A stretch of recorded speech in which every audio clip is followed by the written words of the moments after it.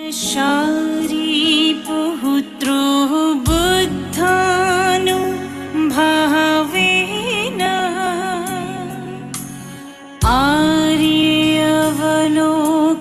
आर्यवलोकितेश्वरम्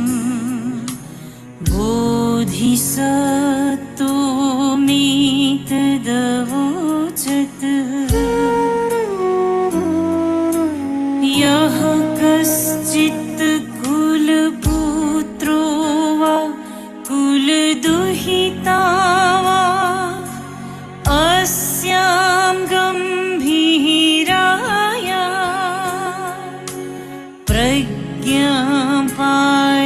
प्रज्ञापारमिताया चर्याया चरतु कामः कथं शिक्षितव्यः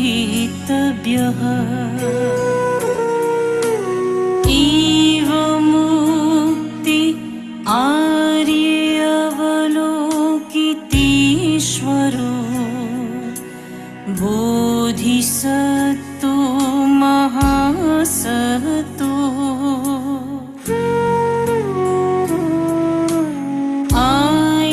आयुष्मन्तं शारीपुत्र मेतदभोचत्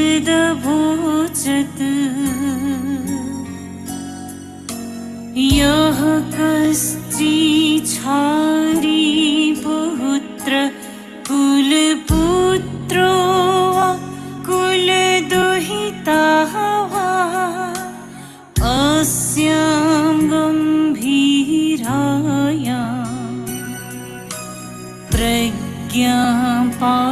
प्रज्ञापारमिताया चर्याया चरतु कामः तेनैव व्यवलोकितव्यम्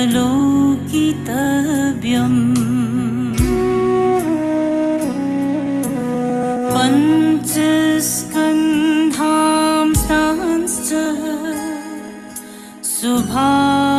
स्वभावशून्यः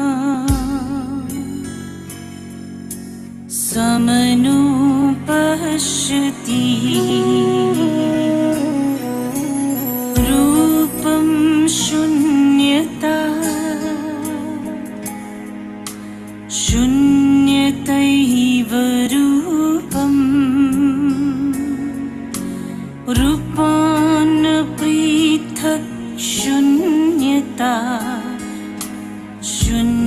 शून्यताया न पृथक् रूपम् यद्रूपं सा शून्यता या शून्यता तद्रूपम् एवं वेदना संज्ञा संस्कार विज्ञानानि च शून्यता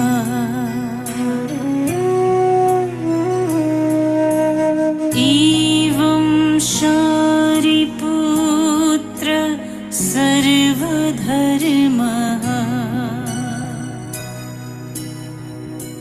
शून्यता लक्षणा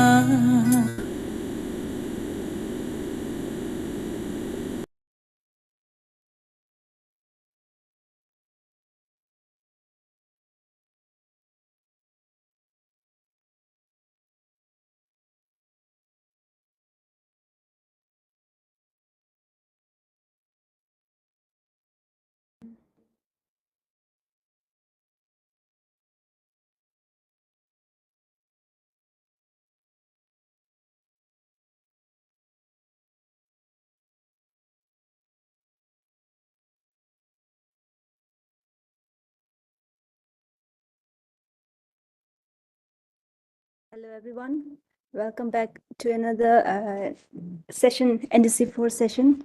So for today's class, we have Hadila. She will recite the prayer in English, and Yuliala will recite the prayer in Russian for the Russian-speaking participants. Thank you all. So Hadila, are you with us?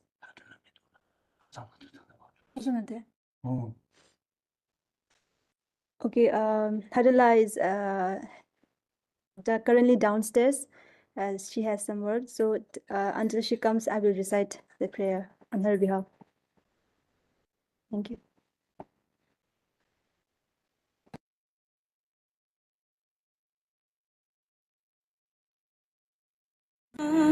मनोधातुर्न धर्मधातुर्न मनोविज्ञानधातुः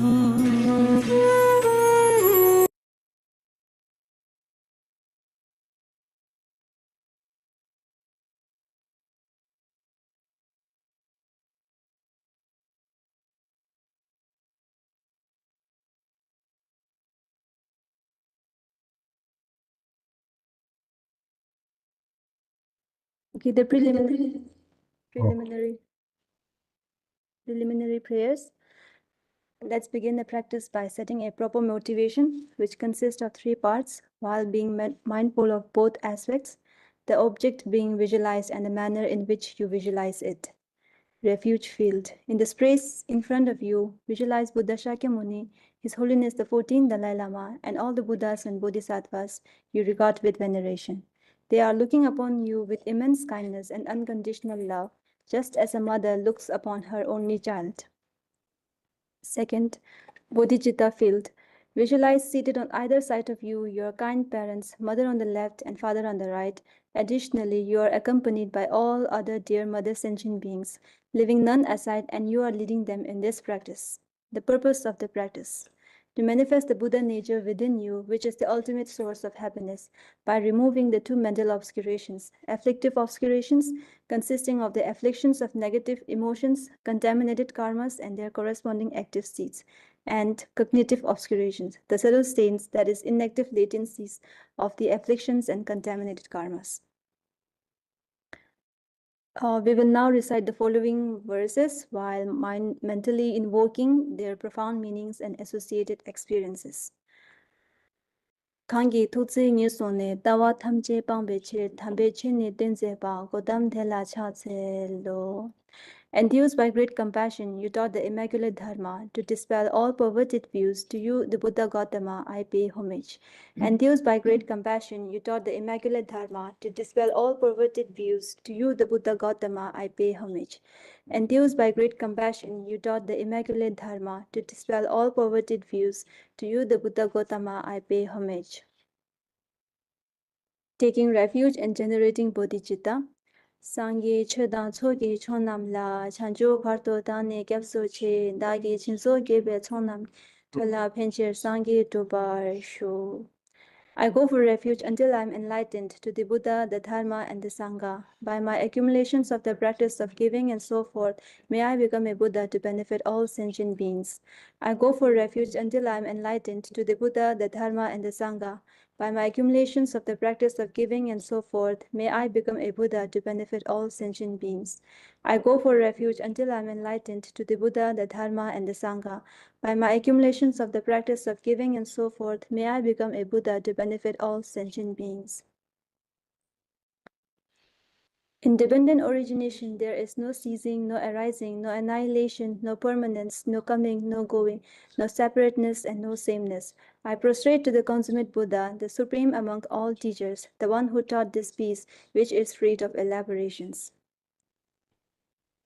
I prostrate to the mothers of the hearers, the Bodhisattvas and the Buddhas, which through the knowledge of all lead hearers seeking pacification to complete peace, which through the knowledge of the paths causes those helping migrators to achieve the aims of the world, and through the possession of which helps subduers expound a variety of teachings. The one who has transformed into the reliable guide, motivated by altruism to benefit sentient beings, the teacher, Sugata, and protector, to you I make prostrations. The one who has eliminated the web of conceptualizations and is endowed with the divine bodies of the vast and the profound, who eternally shines forth the forever noble light rays, to you, the Buddha, I make prostrations. Inspired by wisdom and compassion, today in the Buddha's presence, I generate the mind of full awakening for the benefit of all sentient beings.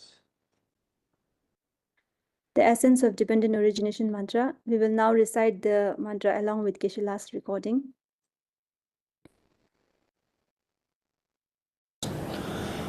Om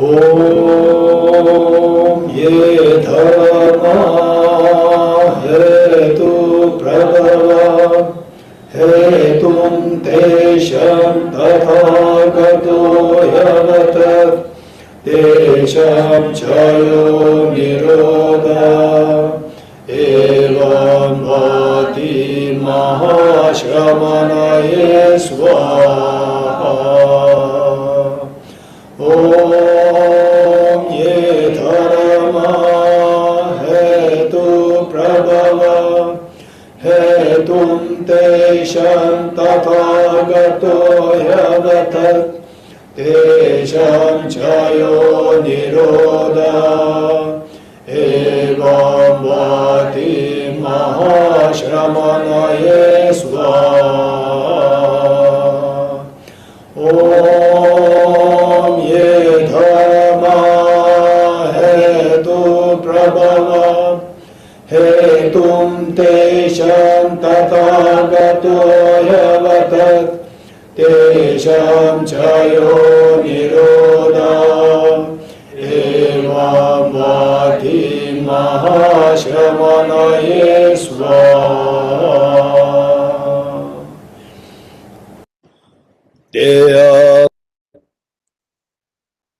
The meaning of the Tenjel Nyingbo mantra. All phenomena arise from causes. The causes are taught by the Tathagata. The cessation of the causes as well is taught by the great seer. You want to leave? Yeah. Hadula is back, so she will continue. Okay, thank you. Come here. Profound, peaceful.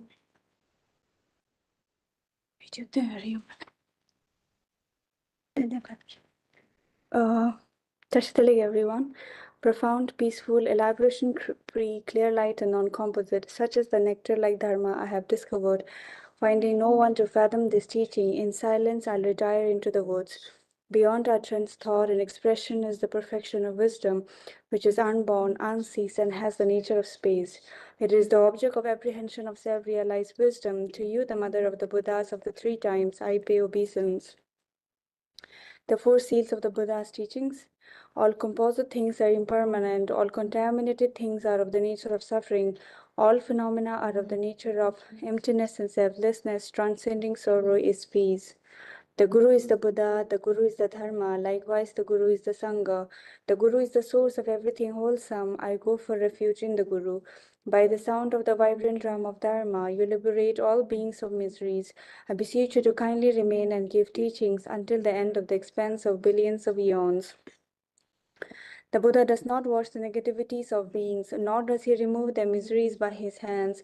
His spiritual realizations are not transferred to them. It is by teaching the truth of suchness that beings are liberated.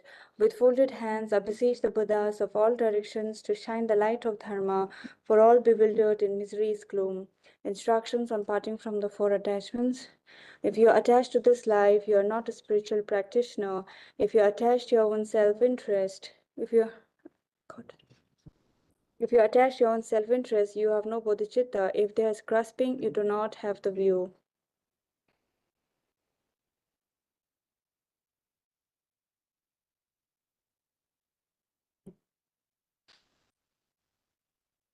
Today we'll recite the Foundation of All Good Qualities by Lama Tsongkhapa. The foundation of all good qualities is the kind and perfect pure Guru. Correct devotion to him is the root of the path. By clearly seeing this and applying great effort, please bless me to rely upon him with great respect. Understanding that the precious freedom of this rebirth is found only once is greatly meaningful and is difficult to find again. Please bless me to generate the mind that unceasingly, day and night, takes its essence.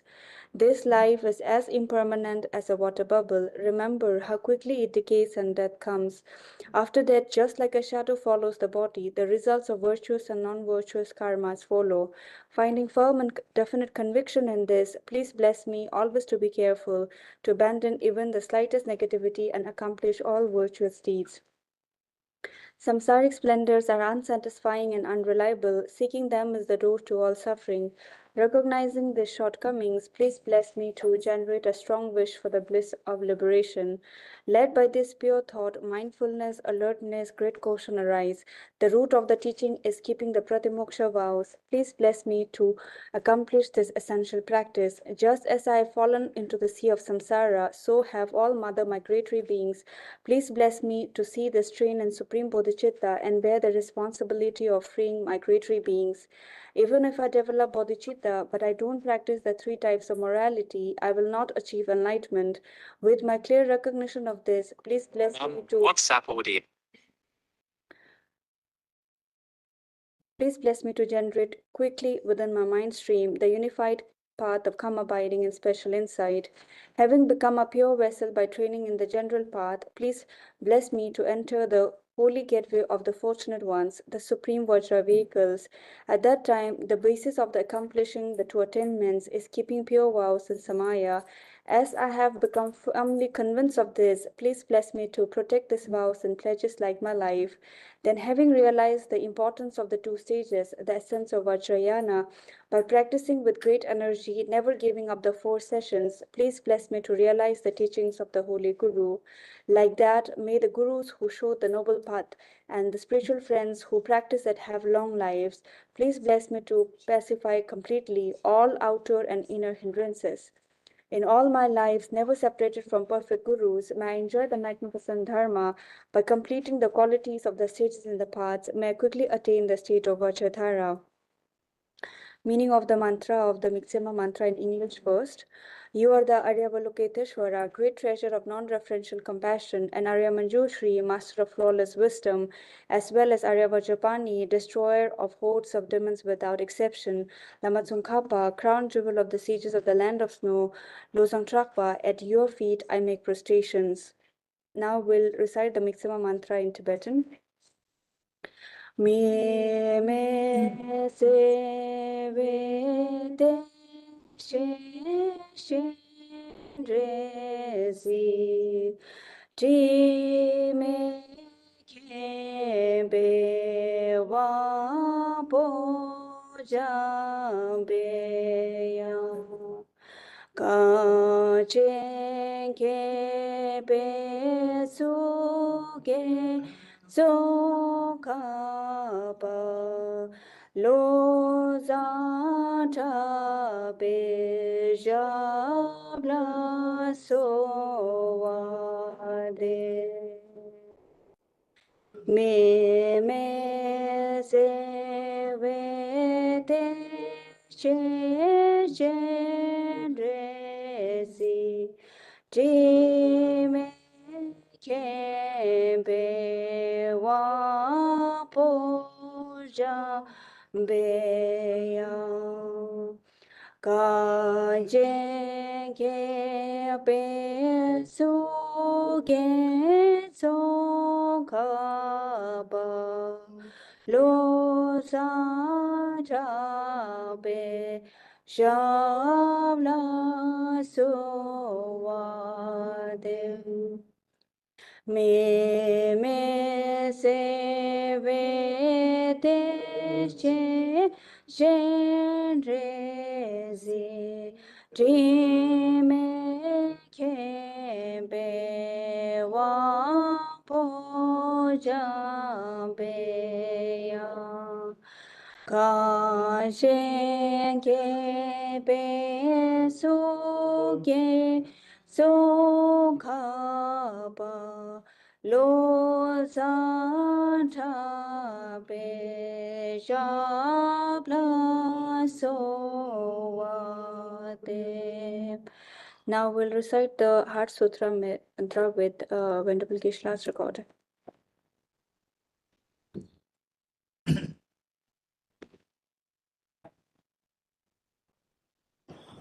Te tha vom gati gati paragati parasamgati bodhi swaha tyata Om Gati Gati Paragati Varasamgati Bodhi Swaha Tyatam Om Gati Gati Paragati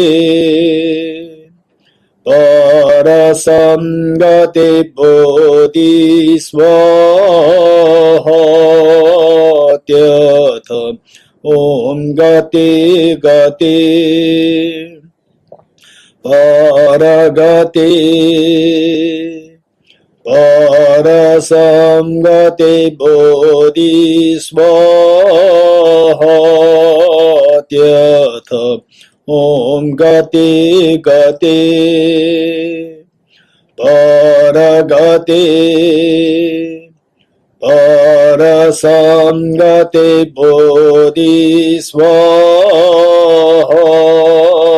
Tyatam Om Gati Gati Paragati Parasamgati Bodhi Swaha Tyatam Om Gati Gati Paragati Parasamgati Bodhi Swaha.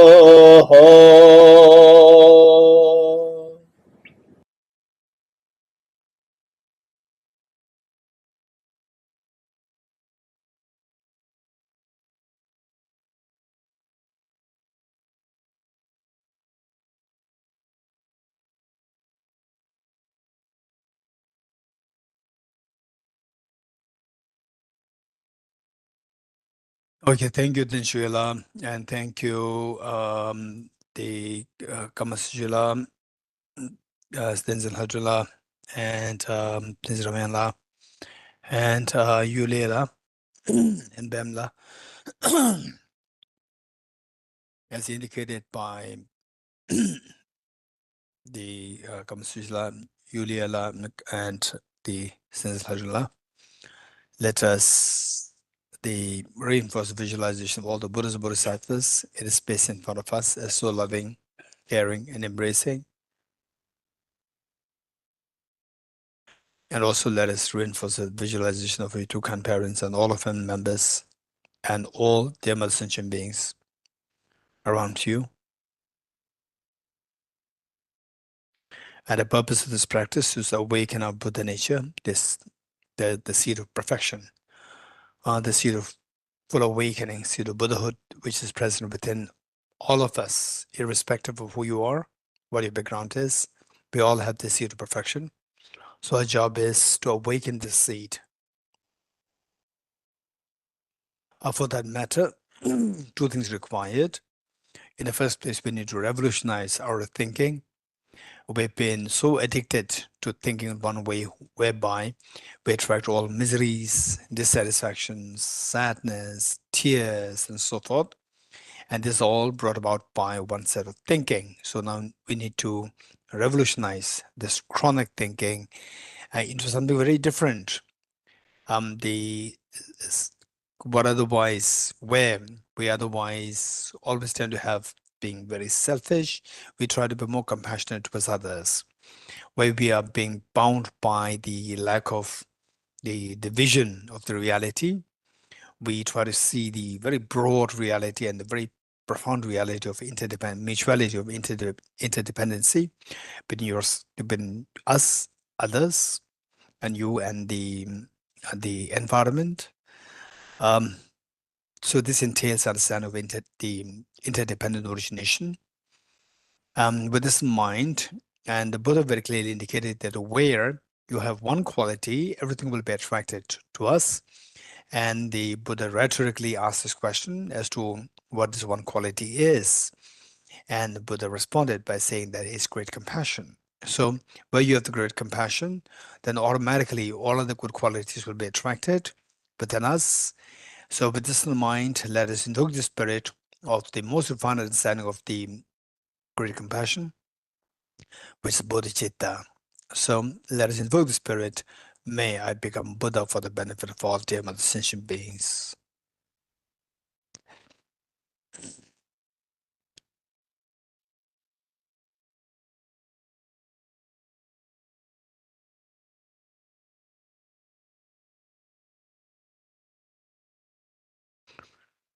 And verbally as well, we'll say this 3 times together, because how we utter in words will modify, will help us shape our thinking from otherwise very selfish, the selfish mode to other cherishing.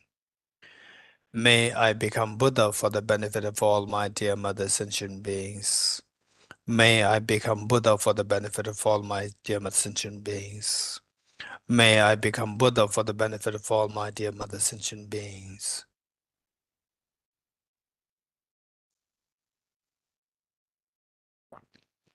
Okay, with this mind, let's recite the following verses together.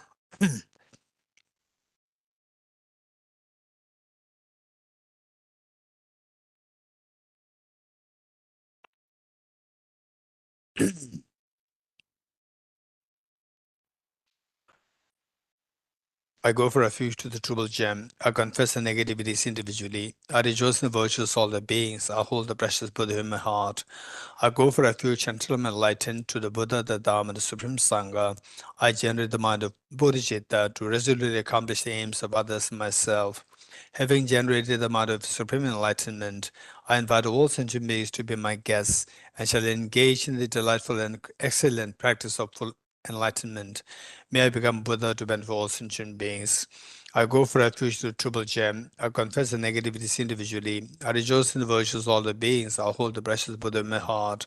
I go for refuge until I'm enlightened to the Buddha, the Dharma, and the Supreme Sangha. I generate the mind of bodhicitta to resolutely accomplish the aims of others myself. Having generated the mind of supreme enlightenment, I invite all sentient beings to be my guests and shall engage in the delightful and excellent practices of full enlightenment. May I become Buddha to benefit all sentient beings. I go for refuge to the triple gem. I confess the negativities individually. I rejoice in the virtues of all the beings. I hold the precious Buddhahood at heart. I go for refuge until I'm enlightened to the Buddha, the Dharma, and the Supreme Sangha. I generate the mind of bodhicitta to resolutely accomplish the aims of others myself. Having generated the mind of supreme enlightenment, may I invite all sentient beings to be my guests and shall engage in the delightful and excellent practices of full enlightenment. May I become Buddha to benefit all sentient beings. Gurus, Buddhas, and Bodhisattvas, please be here to me. Just as the previous Buddhas have generated the amount of bodhicitta, and just as they successfully dwell in the Bodhisattva practices, likewise for the benefit of all sentient beings, I will generate the amount of bodhicitta, and likewise shall I too successfully train the Bodhisattva practices. Gurus, Buddhas, and Bodhisattvas, please be here to me. Just as previous Buddhas have generated the mind of bodhicitta, and just as they successfully dwell in the Bodhisattva practices, likewise for the benefit of all sentient beings, I will generate the mind of bodhicitta, and likewise shall I too successfully train the Bodhisattva practices. Gurus, Buddhas, and Bodhisattvas, please be here to me. Just as previous Buddhas have generated the mind of bodhicitta, and just as they successfully dwell in the Bodhisattva practices, likewise for the benefit of all sentient beings, I will generate the mind of bodhicitta, and likewise shall I too successfully train the Bodhisattva practices. Okay, before we begin with the class, as always, people do the physical exercise, followed by breathing exercise, followed by breathing meditation. Are you ready?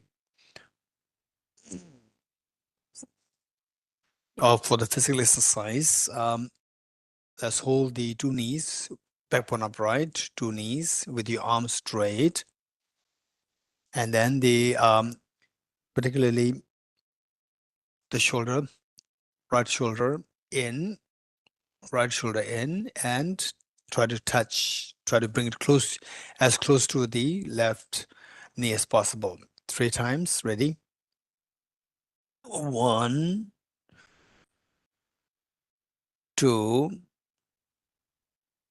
3. Now the left shoulder in to the right knee.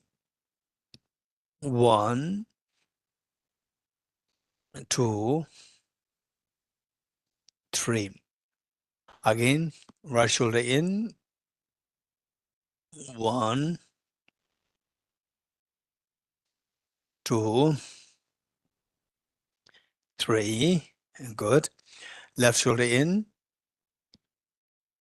1, 2, 3. Okay, good.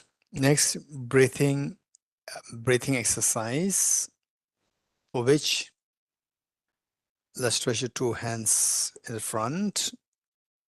Bring in the 2 thumbs, wrap the 2 thumbs with the other fingers, make a fist, put it in your knees, straight arms.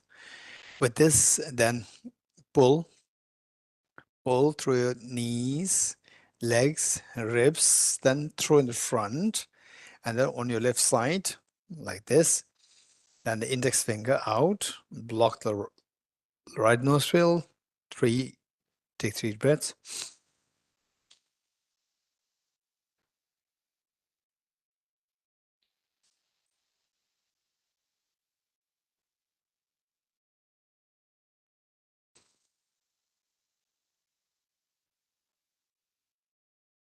Again, pull through your knees, legs, ribs, front, to the right side. Let go of the first finger, block the left nostril, 3 breaths.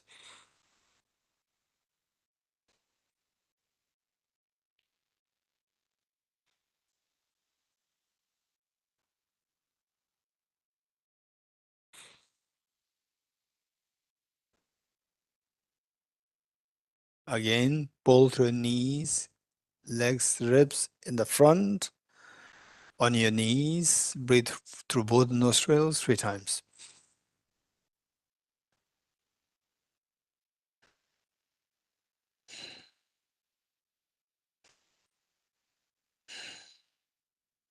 Good. If you can do this regularly, that would be very good for one's health. And also that I'm sure that some of us, we may still be breathing in the wrong way. When you breathe in, just see that you're breathing properly or not, but touching your belly. When you breathe in, if the belly gets in, then this is wrong breathing. As you breathe in, logically speaking, your lungs should expand. It requires space to expand, for which your tummy should get out. For to create space for the lungs to expand, that you breathe in. So, whereas when you breathe out, the tummy should not get out. Tummy should get in to squeeze the lungs to make the air come out. So okay, let's try to see, just touch your tummy and see how your tummy is behaving, whether as you breathe in, the tummy is getting out or in. Just observe it. And if it is getting in when you breathe in, this is wrong breathing. So you have to deliberately learn how to make the tummy feel distended, or that it gets out as you breathe in. As you breathe out, then the tummy should get in. This, we have to observe it and learn to make sure that we breathe properly. Okay, just see, breathe in, touch your tummy and see if you're breathing properly or not. Breathe in and see what your tummy is doing, going in or going out. Okay, ready?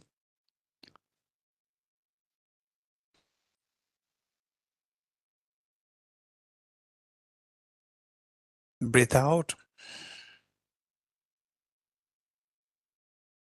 As you breathe out, tummy should get in. Breathe in, tummy gets out. Breathe out.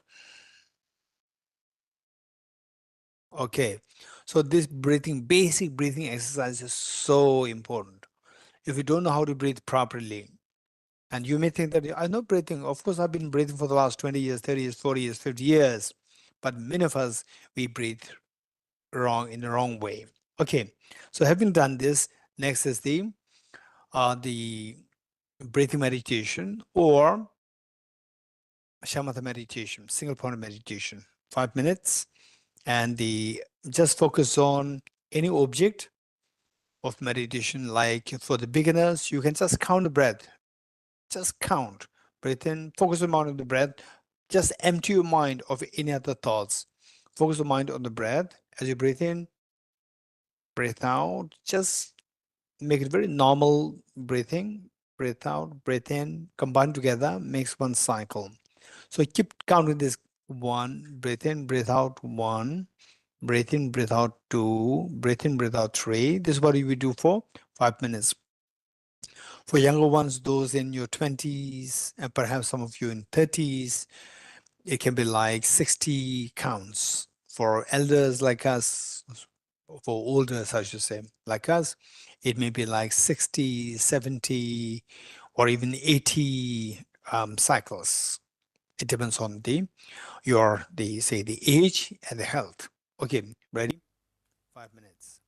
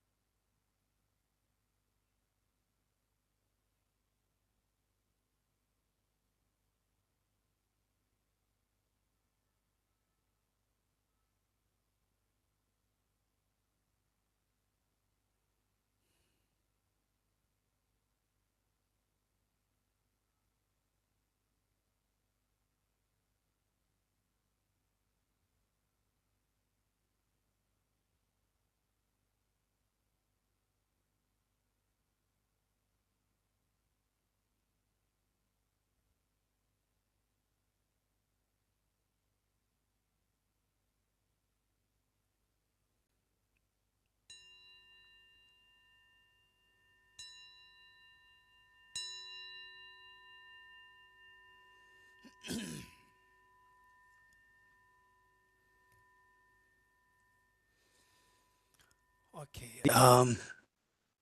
We are doing the tennis systems, and before we continue from where we left last time, I'll first of all share with you, let's say the text. It should be just in the beginning. There's a difference between the people who follow the tenets and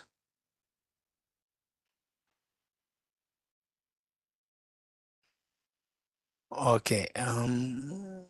Oh yes, it should be on page 17 or just reference number 1B.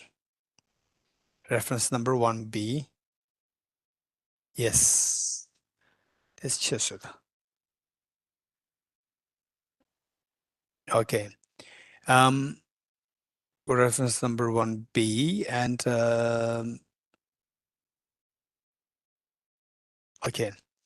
The tenets or in Sanskrit, Siddhant, in Tibetan, Dupta. This is, so basically it's a philosophical assertions or philosophical positions, standpoints. Is not baseless fabrication, for it is mentioned in the teachings of the Buddha. Langavatara Sutra says, this is very important. My traditional teaching is twofold, meaning Buddha taught that his teachings of twofold, that of advice and Siddhant. One is advice, one is Siddhant. For ordinary people, I speak advice. For yogis, I teach tenets. So here the yogis doesn't mean somebody who do exercise, physical exercises, yoga, physical yoga, and so forth. Yoga is a connotation of, say, the to hit the point or to have the union with the reality, to hit the point of the reality or to have the union with the reality. And this is the real understanding of yoga. And yogis means those beings who are actually going to grab the realities so that they can get away from the ignorance. So this is the broad meaning. In other words, as can be read from the commentary by Venerable Kunjo Jigme, the author of the text, who said, a person is classified into two: those not affected by tenets and those affected by tenets. So generally speaking, we see that some people, when you converse with them, you see that there's a rich conversation happening. The person's a lot of information, logical assertions, and even general information, and then the reasons behind these.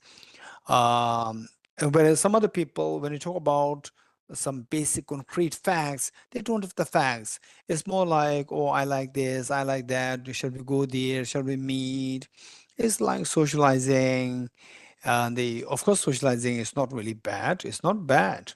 But the thing is that we see that there are two kinds. One who's more into the logical reasons and the facts, to learn about facts, and the other, and they not so much interested into the facts or the knowledge, more into the impulsive the reaction to the reality. Okay, so the point is that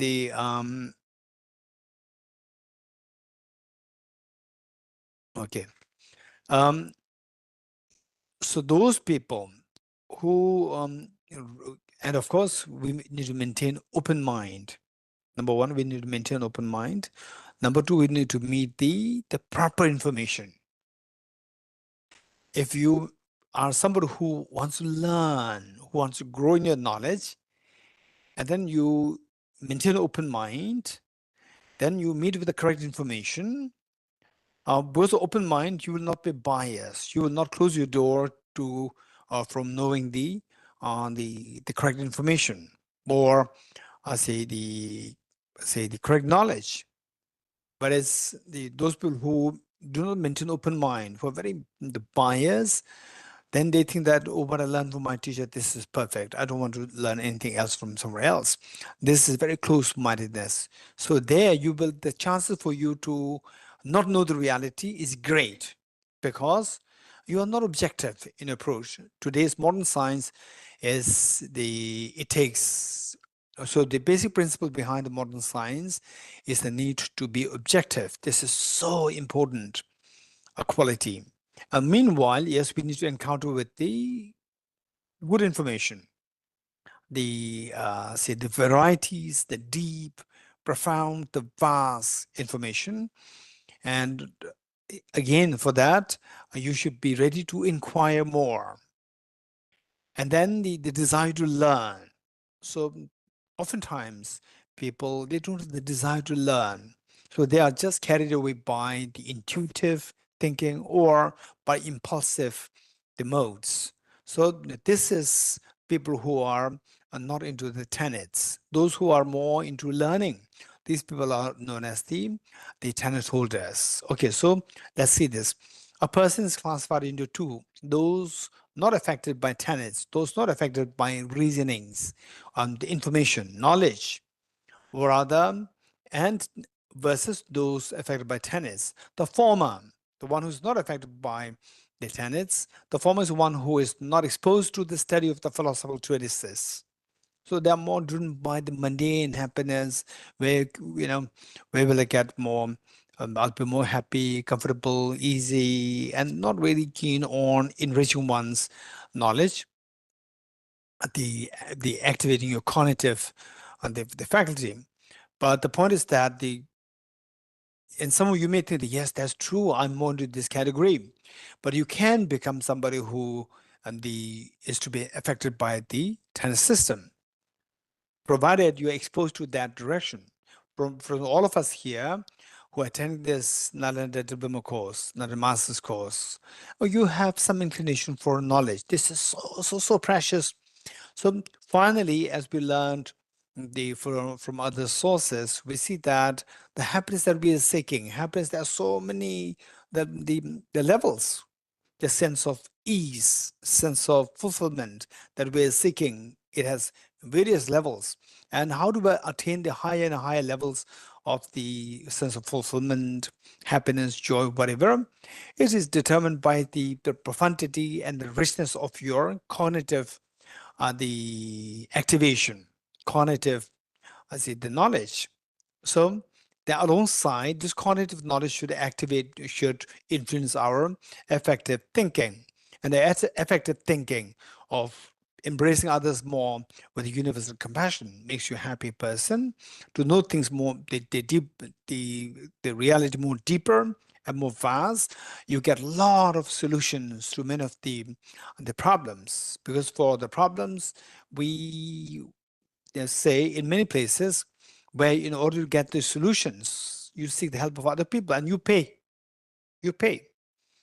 Because that from when you go to a counselor, so counselor has nothing to do. Usually the counselor, they don't prescribe you any medicines. They simply ask you some questions, then they will give some advice. So they are sharing the knowledge which you don't have, and then you pay for this. So in a way, I would say that yes, this is good. And I just like to share one thing which is the interesting. There was I think about like 25 years ago, there was one uh, gentleman a Tibetan gentleman in in army, and he is good in reading, writing, and some of the soldiers, Tibetan soldiers, and they come to, many of them are illiterate, so they come to the seek his help. Please help me write up the letter to my to my father, mother, family, and so forth. Then what he told me was that if that soldier happened to be a young one, he would charge them 5 rupees per letter.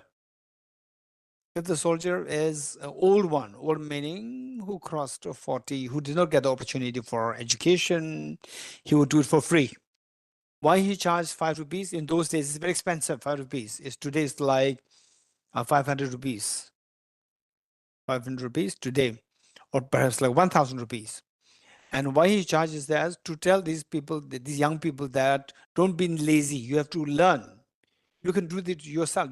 You learn how to read and write, and you can do it yourself. You don't depend on somebody else. Just to tell them, just to send this message to them, he deliberately charged them a lot of money for the one letter writing that he's doing at the request of somebody else. But for the elders, it's fine. He just did it for free, because they are not to be blamed. They don't really have they do not really have the opportunity for, I say, modern studies, more and modern education. The younger ones have the opportunity, and they're lazy. They don't want to study, so so therefore the point is that what I'm saying is that finally we all have the capacity to experience the ultimate happiness, and we all have the capacity to experience the total fearlessness. But what forbids us from not experiencing the fearlessness and the infinite joy is because that there are mental blockages or the veils which block us from, or which stop us from experiencing these results. And these veils are all related to ignorance, either in the form of offshoots of this ignorance, in the form of, say, very gross afflictions, and then the leading to the contaminant karmas, or the offshoots in the form of the very subtle stains of these, in the form of the cognitive obscurations. And in all cases, we see that they are somehow connected with the ignorance, self-grasping ignorance. So how to get rid of this ignorance? Through wisdom. And wisdom, we all have the capacity. If this veil is removed, our wisdom is perfect, it's infinite. So for that matter, let us never say that, oh, I'm not really into. Yes, there's a very clear demarcation taught by the Buddha, that people of two kinds: one who's inclined towards tenets or the philosophical learning, and other people who are just driven by the quest for the mundane happiness. That's it, just for that purpose. They're driven by that purpose and not really having any higher purpose. See, I belong to this category. Some of us may think like this, and but this is not our true nature. Our true nature is to have the brightest of the intelligence, brightest of the wisdom, and for that, we can change our thinking from somebody who is in pursuit of the mundane happiness all the time, to who is in pursuit of the greater meaning, purpose of life, of the cognitive, to make your level of cognitive thinking higher, and thereby the getting more profound experience of the reality and more profound effective the influences in the mind. So the text says, that a person is classified into two: those not affected by tenets and those affected by tenets. The former is the one who is not exposed to the study of philosophical treatises, they seek the mere mundane happiness of this life through spontaneous and ordinary thoughts that do not engage in analysis and inquiry. Just, where do I get food? Where do I get the good place? Just luxury, comfort, and they're not really interested into deeper learning, to inquire deeper, deeper into one's own the being, one's own true nature. So it says the latter through training those who are affected by the tenets. The latter, through training in the philosophical treatises, expounds the concept of the basis, the path, and the results. So finally, they have a deeper meaning of life. They find a deeper meaning of life. Deeper meaning of life meaning there's a greater goal there than a mere these filling up the tummies. And just to be happy, and to have, so when you're in cold, to have a heating system, heat, the hot cooling system, and then thirsty, you're doing something. This is so mundane. And in fact, I would say that in my office, there was, I think, about like maybe 10, 12 years, 10 years ago, 10, 11 years ago, a young Tibetan boy came to my office, yes, he started to attend Tibetan classes here. In those days, more the just random, the people, anybody can just the drop in for the classes, and he suddenly started to join the Tibetan classes, Buddhist philosophy classes, and then after 2 or 3 classes, then he asked for a personal meeting with me. We met, and I was a little curious about his background, and he was sharing that with me. And what he said is that the yes, first thing that I asked him was that what made you interested in the study of Buddhist philosophy? Of course, he's a Tibetan Buddhist by birth. What made you be interested in Buddhist philosophy? So what he said was that in fact I've been working in some good Indian companies here in Delhi, and then he of course the corporate world.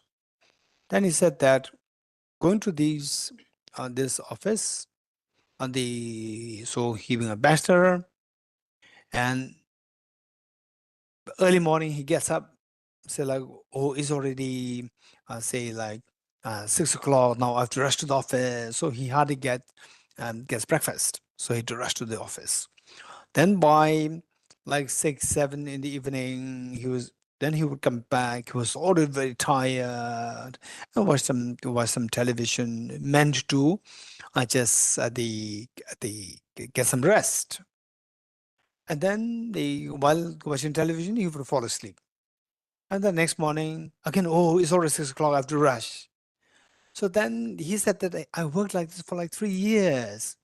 And in 3 years, I realized that what am I doing? What's the difference between me and the dog? What's the difference? The dog also, like 6 o'clock, gets up. And he would not say that I'll go for a job, but it's actually a job to look for food. He would go out. By the evening, he would come back. He would come back and he does not have a television to watch. He would go to bed, sleep directly. For you, there's a television to make you more tired. And then you fall asleep. So then he said, after 3 years, he realized that there's no difference between me as a human being and a dog. And the dog is also looking for the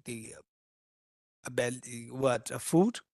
And he was also looking for food. Job is a nice label to say, I'm looking for food. And then in the evening, I'm tired, the dog is tired, we all both sleep, and there's no difference between me and that I, being a human being, there is a special faculty of the intelligence. And by no means I'm using this for anything higher than just feeding yourself with food.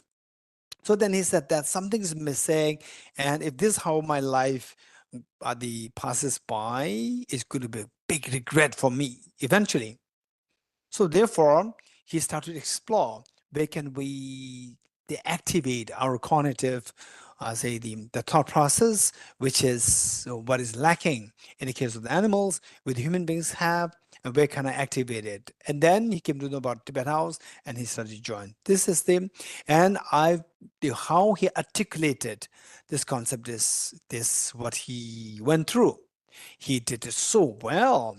And I would say that, yes, all of us here attending Narendra Master's course, Narendra Tibetan course, yes, we have this basic the desire to grow more than what we're already doing. So this is so precious. So these people are known as the people who are affected by tenet systems, and whereas those people who don't really care about these things, very unfortunate, very unfortunate. We're just human beings, that's it. Beyond this, we're not doing anything as a human being, something more than what the animals are doing.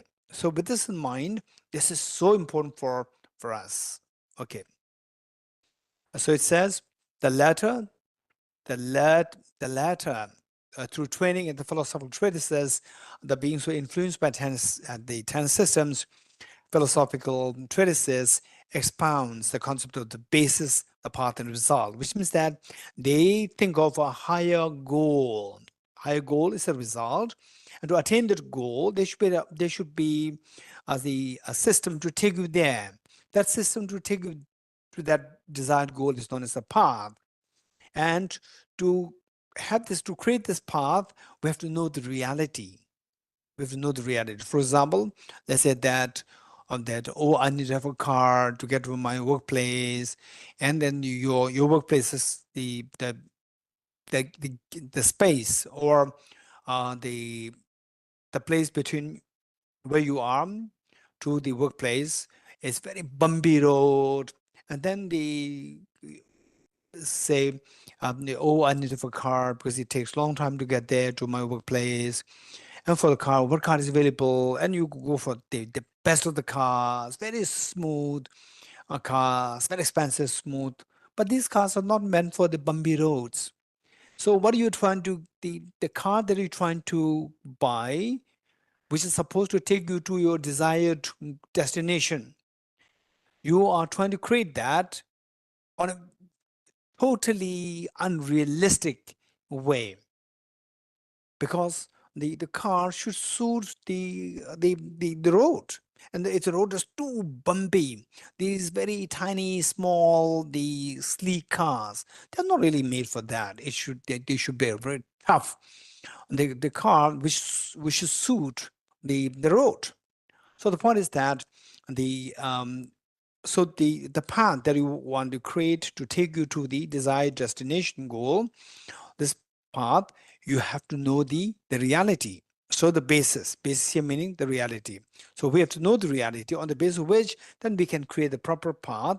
With this, then your desired goal will be accomplished. Higher goal will be accomplished. So these are something which only the people who are influenced by the trend systems can think of. So the concept of the basis, the path, and results. So particularly the author of this text, how he presented the 10 system is so beautifully done.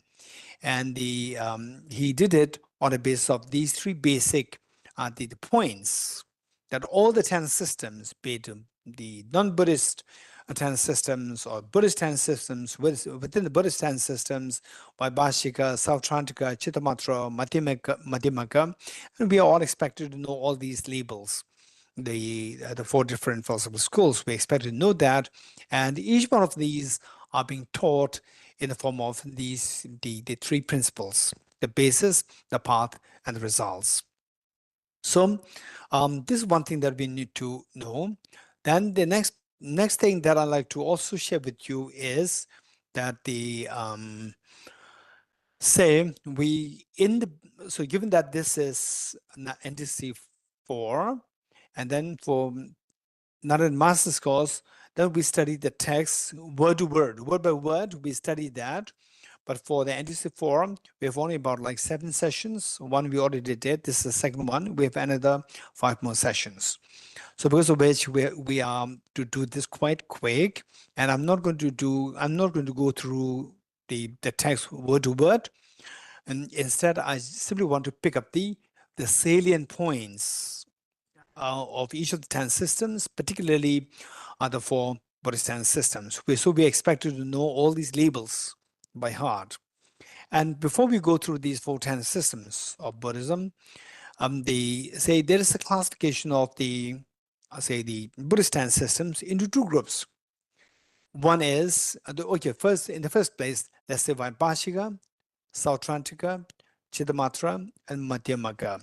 You all know that, these 4. So these 4 must be on our fingertips: Vaibhashika, Sautrantika, Chittamatra, and Madhyamaka. 4. So the one way of classifying these 4 into 2 groups is that the first 2 10 systems, Vaibhashika, Sautrantika, these 2 are collectively referred to as the Nyindu Dengi, meaning the group of the Shravaka tennis systems.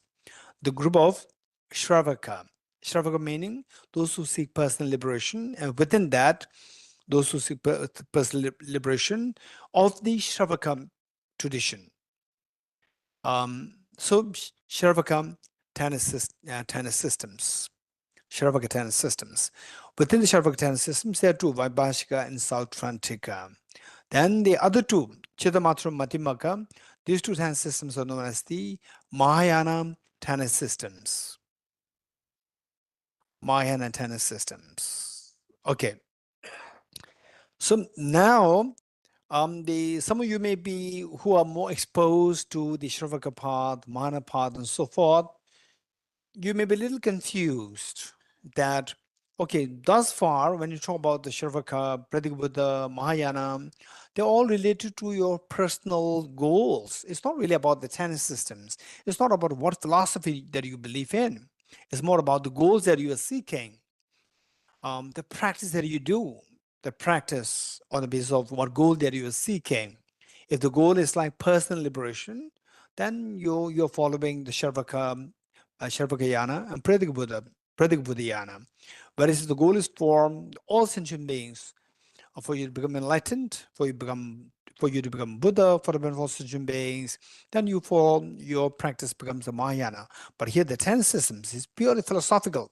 So so in this connection, we need to know the distinction between the, say, the Mahayana in the context of the tenet systems and Mahayana in the context of the practice. Likewise, Shravakayana in the context of philosophy and in the context of the practice, spiritual practice. Say that we can think of, okay, to make it very, so these are, in a way, these are extremely helpful for us in ways to make our mind very clear in our thinking. Say that we can think of, okay, let's say that, let's say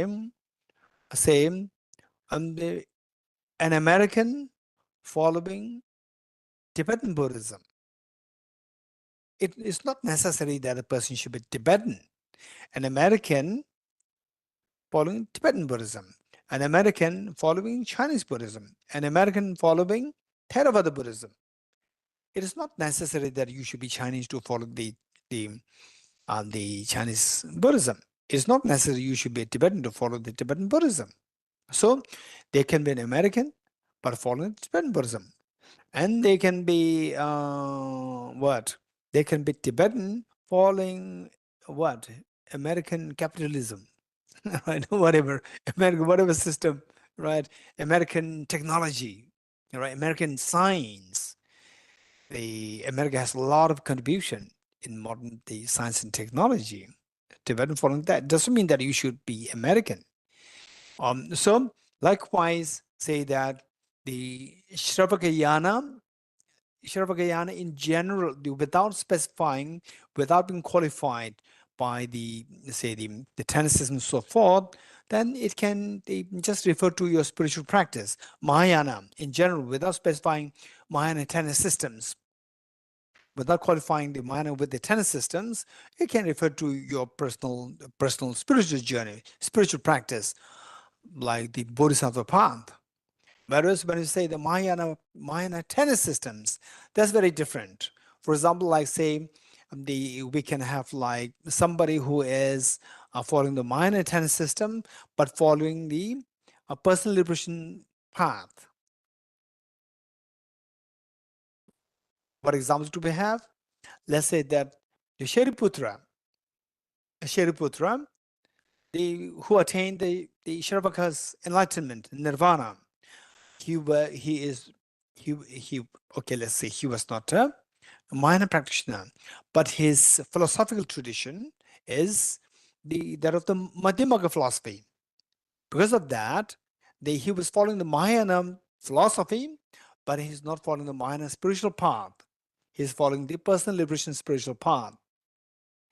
And yet, we can have, let's say that a Mahayana practitioner, but following the Shravakayana tenet system, meaning that somebody who is extremely compassionate, always thinking about sentient beings and wanting to become Buddha for the benefit of sentient beings. So that person meet with the Vaibhashika teacher or Sautrantika teacher. So you follow the tenet system of the Vaibhashika and Sautrantika, which are referred to as the Sharvaka Ten system, not the Mahayana Ten system. But as your spiritual practice, you are a Mahayana practitioner. You are following the Mahayana, the Bodhisattva path.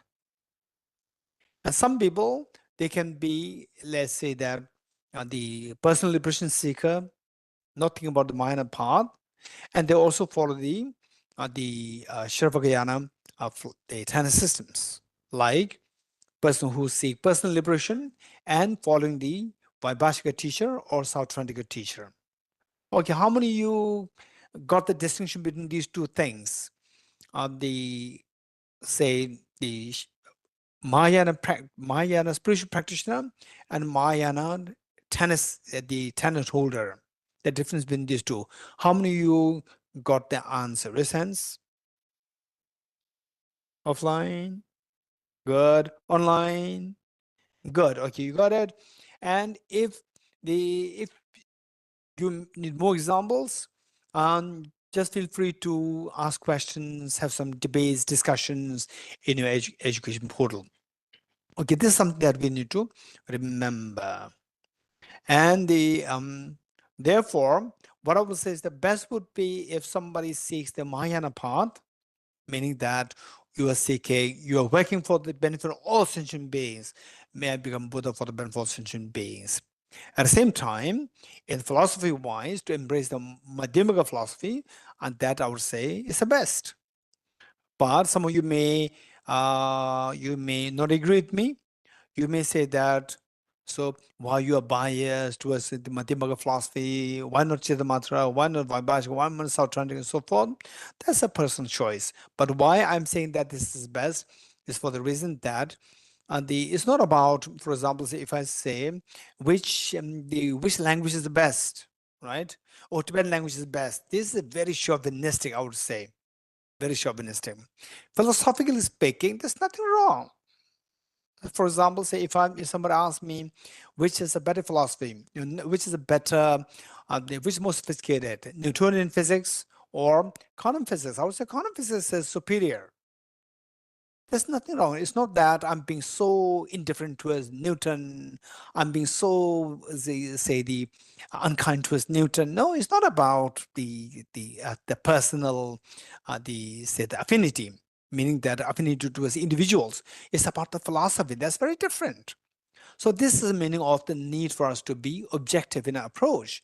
So philosophically, the point is that don't even if somebody may think that, oh, he said that the Madhyamaka philosophy is the best, and so I'll go for Madhyamaka philosophy, and then the other philosophy, okay, just if there's I have to study it, I'll study, but I'll not really focus on too much on this part. I will not waste time. This is wrong approach. This is wrong approach. So the point is that I said it not expecting you to blindly follow what I'm saying. What I'm saying. Instead, what I'm expecting is that for you to learn all these philosophical systems, Vaibhashika, Sautrantika, Chittamatra, Madhyamaka, well, to the extent that you become an expert in each of these philosophical traditions. Once you become expert yourself, become expert in all the four philosophical traditions, then you are the best judge to say which is best. For example, even if somebody is so good in YouTube, the class quantum physics, but if the person did not really learn the Newtonian physics, the person doesn't have the legitimacy to say that quantum physics is better than Newtonian physics. Likewise, somebody who's exposed to Newtonian physics, never having studied quantum physics, does not have the legitimacy to say that Newtonian physics is better than quantum physics. Who has the legitimacy to see one is better than the other? Is the one who is exposed to both and who is expert in both. That person alone has the legitimacy to say which is better. So what I would say is that each one of us, we should learn all these four tenor systems. And learning all these four tenor systems, and not only learn, you should really become an expert in each of these philosophical systems. Then you will be in the position to say that this philosophical system is the most profound. It's not about For example, say, oh, the which people are the best in the world? Oh, the Tibetan people are the best. This is too chauvinistic. Because they say this purely chauvinism. In terms of the people, there's no difference. Enlightened beings are born in any nationalities. Enlightened beings are born in any religious denominations. We cannot say that one is better over the other. But philosophically speaking, and say our thought processes like selfishness and other cherishing. Of course, other cherishing is better than selfishness. And say the science that you learned when you were in the, say, junior class versus science that you learn in the senior class, senior section, the one that you learn as you grow older, that is more sophisticated than what you've learned in the junior section. These are something we are not to, they say, the mix up the things. Say, showing some affinity, it's an indication of our being chauvinistic. And showing affinity to something which is simply the indication of your brilliance. These two should not be mixed up. One time, when I was teaching the philosophy to a group of American students as a part of the study abroad program for under the, the Emory University program. And there was a group of students who came to India, and I was asked to teach philosophy to them. I taught, and I said that these 4 10 systems, the Madhyamaka was is the best. And one boy said that no, how can you say that? So it's as though like I'm saying that Peter is the best among the other students. Then we say, how can you say that? Right? How can you say that? Because that you empathize with Peter. You don't have to empathize with the philosophical systems. You can empathize with the people, not with the philosophical systems. So these are the distinctions. Those people who empathize with the people, they are so good. But empathizing with the philosophical systems, it doesn't make any sense. So this also demarcates your degree of intelligence. Okay, having said this,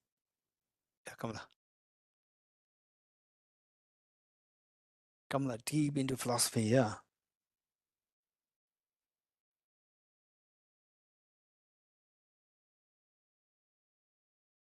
Okay.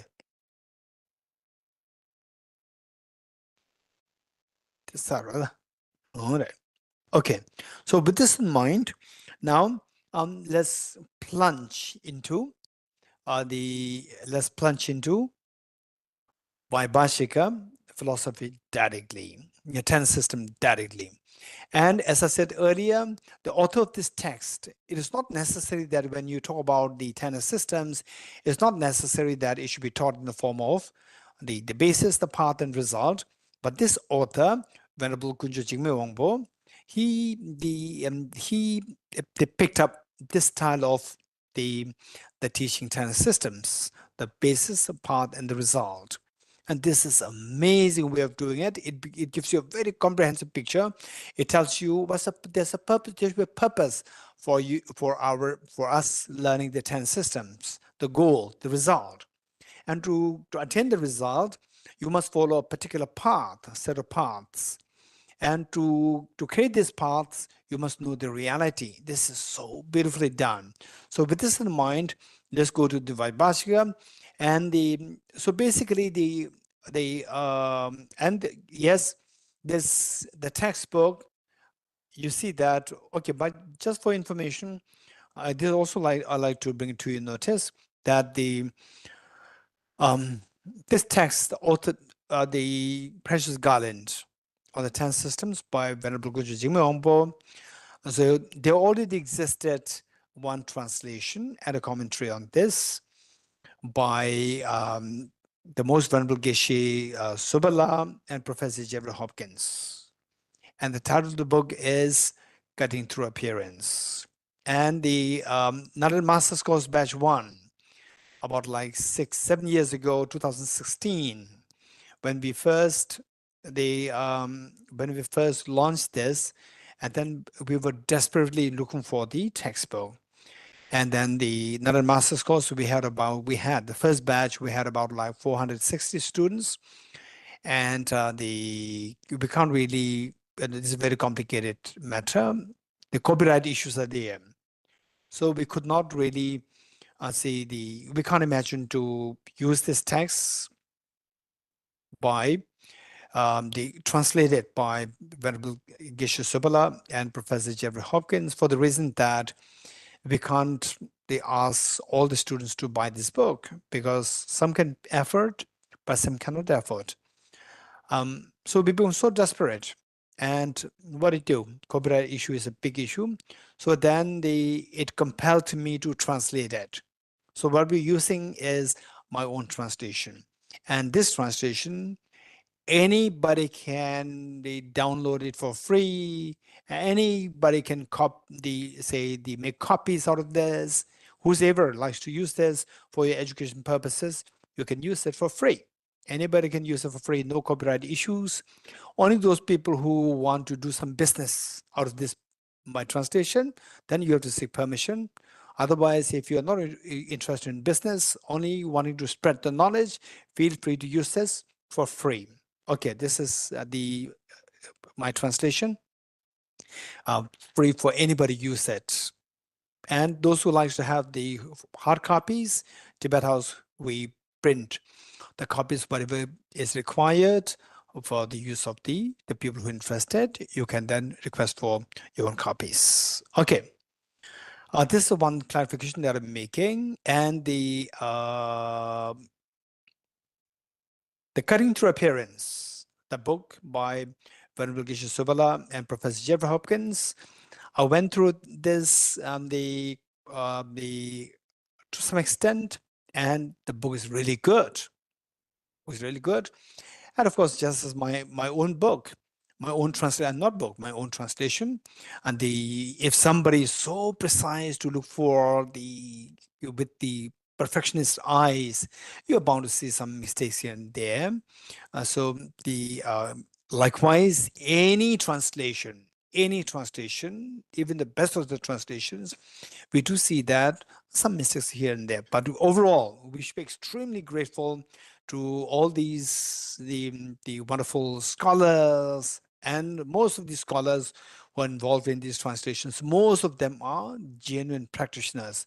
For example, like of course Geshe Subala, who can really compare with him? He's extremely enlightened master himself, and a brilliant scholar, a great master.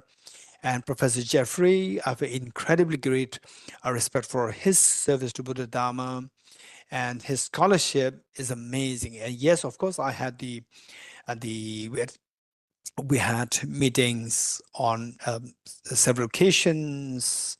One time with His Holiness, the three of us together, when they bring out a book, How to See Yourself as You Really Are, which all of us are going to use later on. And I would suggest you to use this book, meaning that read this book for your emptiness understanding later on. And he actually translated and made this book by His Holiness available. And for the final reading of the manuscript, it must be approved by His Holiness. So His Holiness was there presiding over this meeting, and Professor Jeff was there. I was there. Two of us, we were together. And yes, what I mean to say is that we had the same meeting on several occasions, and overall speaking, from every respect, I could see that there's a great, incredible quality of the spirituality in Professor Jeffrey Hopkins, and a great service to Buddha Dharma in terms of whenever there's a book by translations, or books by him, and somebody asked me if I can read this book, I would say that no hesitation, no doubt, just read this. And Professor Jeffrey Hopkins, I really adore his service to Buddha Dharma, and particularly the authenticity that he always cares to maintain of the original sources. This is something adorable. And yes, we have here the Jeffrey La and Lorilla here, who are very closely associated with Professor Jeffrey Hopkins. And yes, at the moment, Professor Jeffrey Hopkins is going through a little ill health, and let us pray for his good health stable recovery, and that he continues to be of service to the Buddha Dharma as much as he did in the past. So that is, I pray for him. So this is just a little bit of, let's say, the information, and his works are something extremely authentic, particularly being extremely loyal to the original sources, original Tibetan sources. Okay, so with this in mind, let's go to the Vaibhashika. So Vaibhashika, and those of us who intend to join the Northern Masters Course Batch 3, you will get the chance to study all these word by word. And those of us from NDC4 and who are not too sure to join NDC, NMC 3, but the book is available for you. This translation is available for you, and and also the early teachings and the 10 systems in different places. I think I taught this in several places. You can get the recordings of these. Okay, having said this, say the Vaibhashika taught on the four main the outlines and definitions and divisions, etymology, expositions of the 10 systems. So, and this trend is being used for all the 4 10 systems: Sautrantika, Chittamatra, Madhyamaka. And the definition, what do you understand by Vaibhashika? That's the definition. Divisions, to know a little bit more about what divisions are there, of Vaibhashika, you'll see that. Then etymology, why the 10th system is precisely labeled as Vaibhashika. What's the etymology? The word Vaibhashika, what does it mean by that? Or in the English, it is referred to as the particularist. And then the exposition of the tenets. This is the main thing. What do what kind of the philosophical the standpoints they hold pertain to the basis, the path, and results. In this connection, I'd like to just give you, I'm not going to go into too detail the same.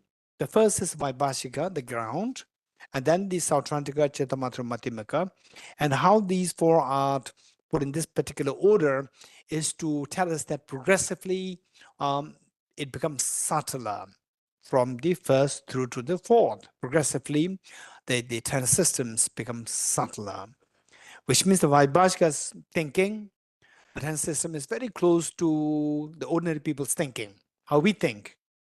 And then from there, it is like trying to climb to the roof, and there you need the ladder, you need the steps to climb to the roof. So climbing to the roof of the Madhyamaka, or climb to the roof of the Buddha's own intent. For the intent, we need the steps, because the Buddha did not teach for 49 days after being enlightened, for the reason that to reach to that level of the Buddha's, what the Buddha discovered as the reality is so profound, and said that there's nobody who can fathom this teaching. So later on, at the insistence of Indra and Brahma, then the Buddha taught in the form of steps. So first step is the Vaibhashika, which should be closest to the ground referring to the ordinary people. So Vaibhashika stands system very close to the ordinary people's thinking, and then from there, once you become good at it, you will come to see your cognitive ability becomes more sophisticated. So from there, you tend to see some loopholes in the Vaibhashika 10 systems. To remove these loopholes, then you move to the Sautrantika. Again, your cognitive thinking becomes even more refined. From there, you start to see the loophole within the Sautrantika, subtle loopholes, which will be responded or addressed by following the Chittamatra system. Then there, again, you see that your cognitive thinking becomes more refined, and you start to see some loopholes there, subtle loopholes. Then you move to the Madhyamaka. Within the Madhyamaka, the Sava Tantrika Madhyamaka, and then finally to Prasangika Madhyamaka, which reflects the final intent of the Buddha's philosophy, the wisdom. So, but this is the basic concept. Then next to the divisions. About the divisions, I just like to explain to you that it relates to some kind of the legends that there was one king at the time of the Buddha Kashyapa. There was like way before Buddha Shakyamuni. And what this, the king who was closely associated with Buddha Kashyapa, this king had some very strange dreams, about 10 different dreams. And the waking up, he was a little disturbed because the dreams were quite strange dreams. He was quite disturbed. And one of which was that there were 18 people struggling to get a piece of cloth. Piece of cloth was being fought by 18 people to say that is mine, is mine, is mine. And finally, all the 18 people, they get a complete the cloth. For each of them, they get a complete cloth. It's very strange. Only one cloth. Everybody's fighting, and everybody got the complete cloth. And then he also dreamt, like I say, the elephant was trying to get into a house. The whole body of the elephant got through the house, but the tail got stuck at the door. Very strange. The body is huge and the tail is very tiny, but the tail got stuck and the whole body got into the house. Again, it's very disturbing to him. What is this dream? So likewise, and then there was a monkey who was actually filled with filth, feces, whole body, and then pointing to another monkey with a little the dirt or filth on the body, saying that you're very dirty. Actually, himself so dirty, and it was so disturbing to the king. So waking up, and so like that, there were like 10 dreams that he had. Waking up, then he approached the Buddha Kashyapa, and said that I had these dreams. Are they indicative? Are they indicative of something going wrong to my empire? And the Buddha Kashyap said that don't worry, it has nothing to do with you or with your empire. So these are all the indications, the prophecies related to the say the world system, which will happen after many eons, when the Buddha Shakyamuni would appear on the planet Earth. So what is this dream? That 18 people are fighting over one piece of cloth, and at the end of the day, everybody gets the complete cloth. What was this dream? So the Buddha Kashyap interpreted each of these dreams. So with this dream is related to the divisions of the Vaibhashika. So the Buddha Shakyamuni, the Buddha Kashyapa, what he taught is that this piece of cloth, which was being fought over by the 18 different people, saying this mine, this mine, this mine. This piece of cloth represents the teachings of the Buddha Shakyamuni, who's going to appear many eons later in a world system known as planet Earth. And that piece of cloth represents the Buddha Shakyamuni's teaching. And these 18 different people, they represent the 18 sets of a set of 18 the groups of the Buddha Shakyamuni's disciples, 18 different groups. And they're fighting over the same cloth, saying that what we propound as the Buddha Shakyamuni's teaching is the authentic one. And everybody is saying that what we have is the authentic one. And actually, there's no need for these 18 to fight over that, because each of the 18 the systems, what they proclaim is actually the authentic teaching of the Buddha. There's nothing to be thought about. So it's just the original teaching that everybody has. Okay. So with this in mind, Vaibhashika, at different times, at different places, with different teachers,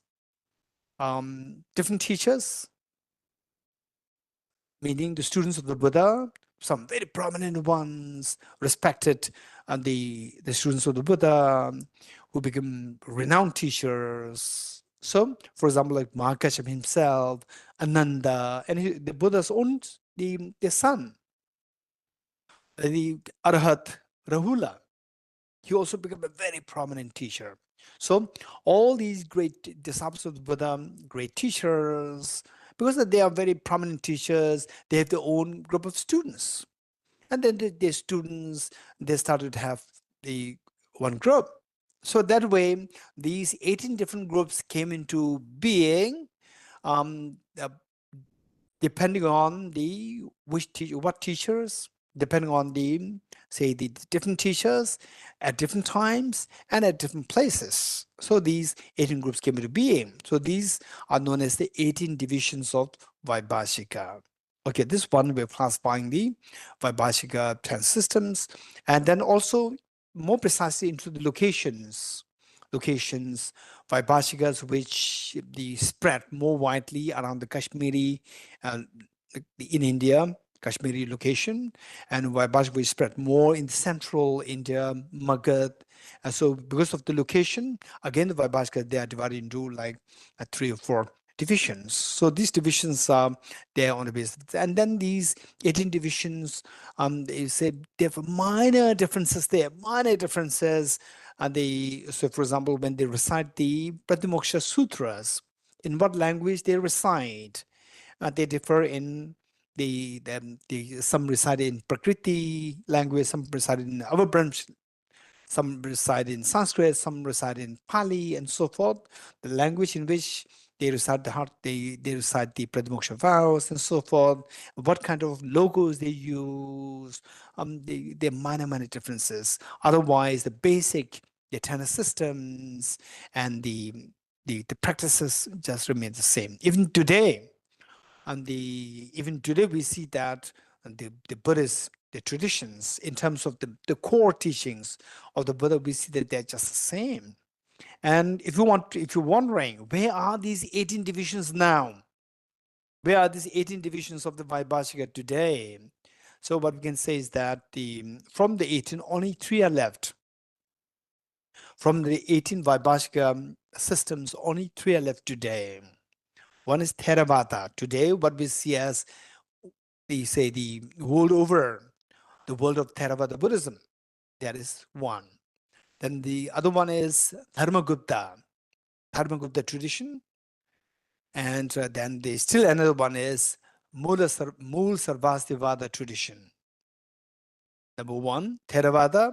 Number 2, Dharmagupta. Number 3, Mool Sarvastivada tradition. Mool Sarvastivada tradition. In Tibetan, Shitamje Yubarmawa. And Dharmagupta, Chusung Deba. Theravada, Nitin Deba. So these 3 are left. So where are these 3 now? Theravada, you know. Theravada, you know, in Sri Lanka, in Burma, in Thailand, in Cambodia, in all these places where what we today we call as the Theravada Buddhism, that is purely following the Theravada tradition of the 18 divisions of Vaibhashika. Then where is the Dharmagupta tradition?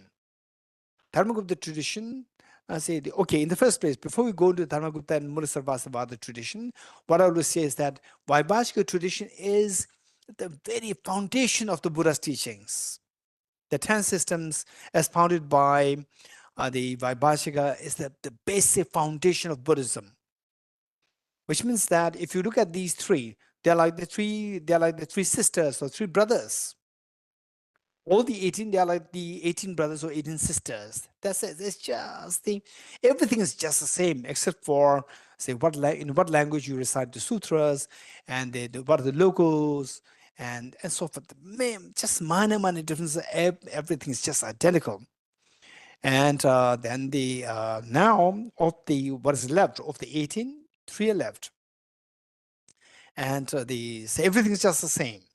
Whatever you see being practiced in the Theravada world, you will see them practice in the Dharmagupta world. You will see them practice in the Mulasarvasivada world. Where are they? This is your question.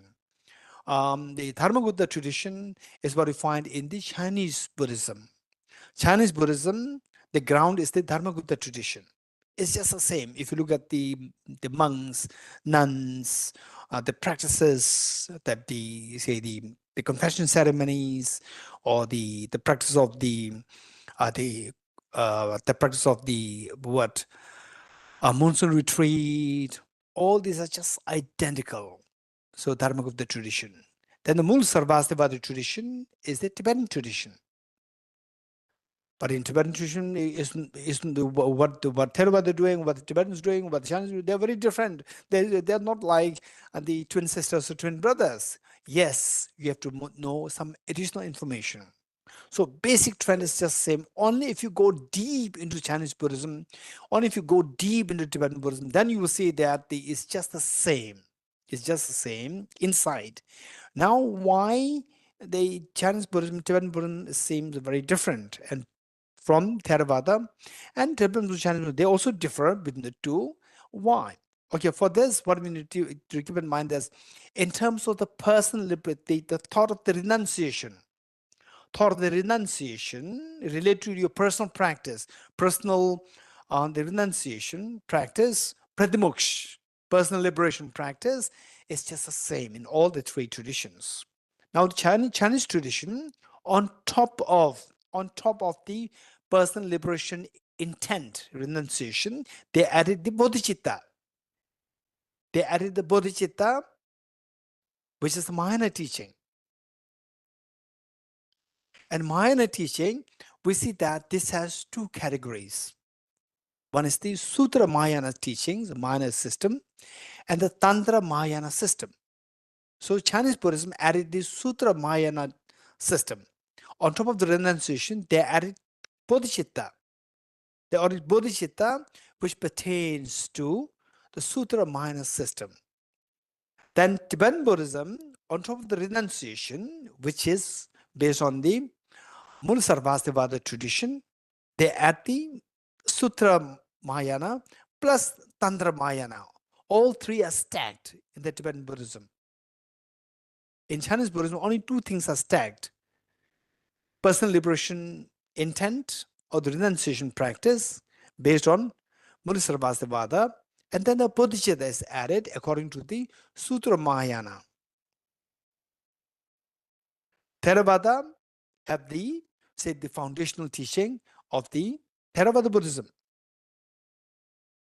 Then the Chinese Buddhism, Theravada Buddhism, what Theravada Buddhism have the Chinese Buddhism, the equivalent of that is the Dharmagupta tradition, and which is purely about how to create the sense of renunciation, practice of renunciation and the personal liberation intent. On top of that, the bodhicitta is added, or Mahayana is added, and within Mahayana, because there are two, Sutrayana Mahayana, Vajrayana Mahayana, they added the Sutrayana Mahayana. So two layers at the end. So what we usually see is just the upper layer. We don't see the ground layer. Ground layer you will see only when you go deep into Chinese Buddhism. And then for the Tibetan Buddhism, say the Mula Sarvastivada, what Theravada has, Tibetan Buddhism has Mula Sarvastivada, the same. On top of that, the Sutrayana Mahayana is added. Sutrayana Mahayana is added, plus Tantra Mahayana as is. So there's a stack of three things, three layers stacked. So if you look at superficially, you see Tibetan Buddhism is like dance, performance, very scary things, wrathful deities and so forth. These are just what you see, the superficial thing. If you go deeper into Tibetan Buddhism, then you see the Sutrayana Mahayana Buddhism, bodhicitta, six performance things, and then if you still go deeper in the big monastic universities like Tepung, Sera, Ganden, and also in the from the Sakya tradition, Kagyu tradition, Nyingma tradition, if you go there, if you go too deep, then you will see what Theravada has. We have the Mula Sarvastivada tradition there. So these three things are stacked there. It's just a little bit of digression for us to know the division of the Vaibhashika. So today, of these, only three traditions are left, survived: Theravada, Dharmagupta, and Mula Sarvastivada tradition. Okay. Next. divisions, then etymology is fine. You just read it. This is easy. The next one, the most important thing is the expositions of the tenets.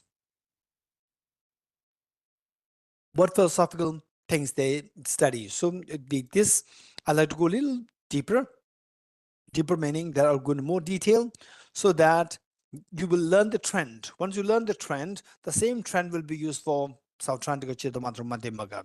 So the first trend is that the division, the definition, division, etymology, and exposition of the tenets. This is the same trend which we use for all the 10 systems. Okay, now we go down to the expositions of the tenets. Expositions of the, okay. Under the expositions of the tenets, again, we see that it's the same trend. Assertions on the basis, assertions on the path, and the assertions of the results. Again, the same trend, which is going to be used for all the 10 systems. The first, the basis.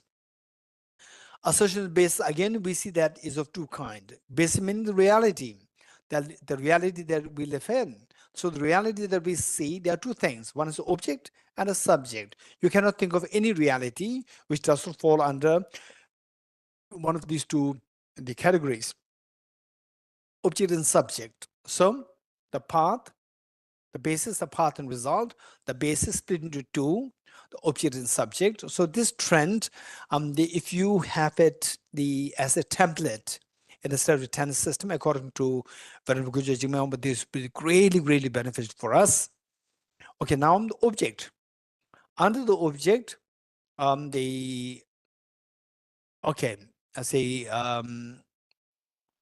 the object part, I think better to study more in detail with this, from the point of view of the Sautrantika system. Okay, then we go to the subject. Object will be studied the Sautrantika, that's better because the Vaibhashika's version is slightly different. And if you are keen to know the Vaibhashika presentation, once you study the Sautrantika's version of the objects, exposition of the objects, so from there you read the Vaibhashika, it becomes very easy. Okay, next the subject. Subject again has the same like a trend, that this trend is followed, studying the subject from the point of view of all the other 10 systems. The person, subject, which means that, for example, when I see the flower, oh, this beautiful flower. The flower is the object, and the mind which sees the flower is your subject. So this subject, how many sub-subjects are there in the whole universe? In the whole universe, the subjects are of three kinds. Subject, so subject as opposed to the object. Subject doesn't mean that what is your subject in the university. That is what is the lesson that you're taking in the university. That is very different, because subject has several connotations. This is subject as opposed to object. So for the subject, there are three. The person, for example, say, oh, this who likes the flower? Who likes coffee? Okay, the group of people go to a cafeteria and ask who likes to have coffee, who likes to have tea, who likes to have a chocolate, and then you raise a hand. That's a person. So you as a person, the person as the subject, number one. Then within the person, say, what makes you like the flower? Because I don't know, my mind feels so, feels a great affinity to flowers, my mind. So what we call as a mind, that is a consciousness, number two. And a consciousness and mind in the Buddhist psychology, these two are used as interchangeably. And then finally, say what your mind thinks, we articulate in words. So that is terms. Number three, the terms. The person, consciousness, and terms or the labels. So, when you study the subject, anytime in the context of the study of subjects as opposed to the objects, according to the Venerable Guruji Jigme, just think of this one: the person, the consciousness, and the terms. Okay, so we'll do this and then we'll stop here. The first, the person. For Vaibhashika, this is a huge question. Not only Vaibhashika, what is this person? For example, let's say that in this world, many people, many scientists, particularly the neuroscientists, they will say that the what's a person? the person's abstract idea.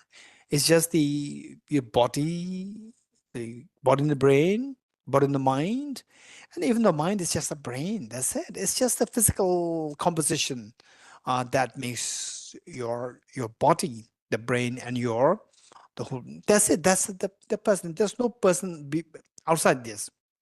So this is according to many of the neuroscientists, not all, many of the neuroscientists, they believe like this. And then in the West, I would say in the East, this is a serious question which was being inquired by all these philosophers, thinkers over the millennium. Many, I say thousands of years, the philosophers, thinkers, they delved into this question so deeply, and they came up with different answers. And in the West, the same thing. They they analyze, they question, and even within for example, let's say that a whole system came into being, that there's a self, that there's a person there different from the brain and different from your body. There's a person there known as a soul, as a person, and that moves from this life to during the final judgment. It goes to the heaven or the hell, these two. And there's something which travels beyond this body. And then the whole system came into existence. System came into existence, and then the whole community accepting, believing this, and the communities, they have their own children, and brilliant children, also born. And these children, when they grow older, they ask questions. I cannot agree with to this. If there's such a the self, how do you explain this? How can you logically explain this? So they challenge the system in which they are actually born. And likewise in Asia, in the Eastern countries, again, all different traditions came into existence, believing in the sense of self. And then again, the children are born there in this community, and they challenge the ancestors, their own scriptures. How do you logically explain this, and so forth. All this is a huge question, and we can't expect to say that one is better over the other. So the best thing is for us to study all these things well,